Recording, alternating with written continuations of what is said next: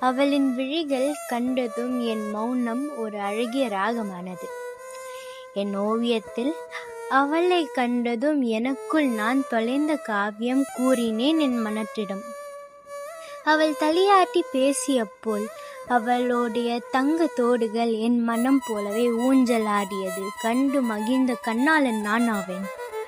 நடுவில் என்ன தாமதமோ, எங்கும் காணவில்லை என் ஓவியத்தை. ஆனால் அப்பொழுது அழிந்து கொண்டேன் நான். அவள் ஒரு அழகிய பட்டாம்பூச்சி ஆவாள்.